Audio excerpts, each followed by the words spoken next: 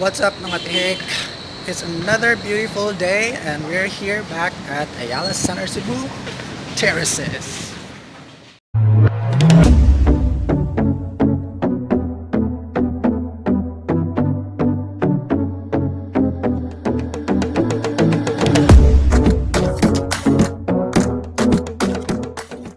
Alright, so again today is an amazing day kay finally nakuha na nako ang item that I've been waiting for here at Coffee Bean and Tea Leaf. So since last year I've been collecting stamps sa ilahang mga drinks, and I was able to collect enough stamps for my planner, and apparently I was also able to collect stamps for another item which I will be revealing to you today. So I'm very much excited to look at this item and share to you my review, my feedback about this amazing product. I've been waiting for it for almost 2 months now. So let's begin.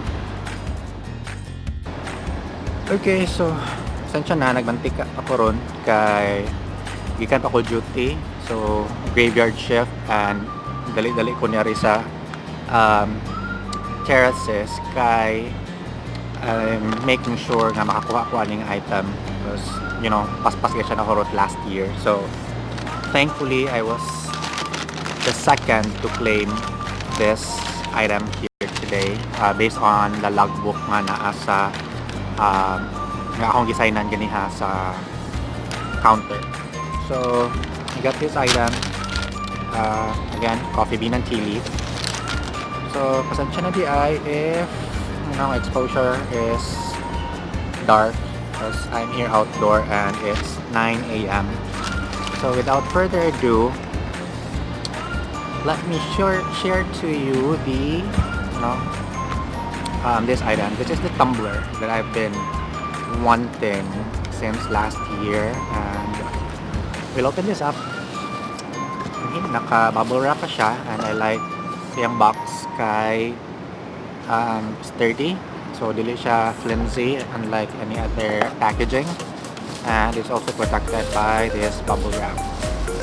So na 4 different variants sa ilang tumblers, na duha ka white na sa duha ka black, but I've been wanting the color black. So here it is, matte black, and it's very nice na yung logo or label. So mo siya ang item na gusto, and it's a thermos actually.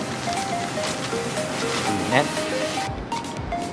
Okay, so this is how it looks like inside. I don't know if makita ba ninyo kay medyo dark, and yeah, cap. So it looks very lovely, and I hope to use this tonight kay duty and coffee is light. So I guess that's all that I can share for you today, just very quick, and hope to have more videos this coming weeks. Medyo na busy lang due to holidays and sinulog and all that stuff. Daghan pa kayo kung videos i-edit, but this one I made sure nga I got my own version of this limited edition Coffee Bean and Tea Leaf. So I hope to see you again. I think that's it for today. Make sure to like and subscribe, and thank you so much for tuning in today. Goodbye.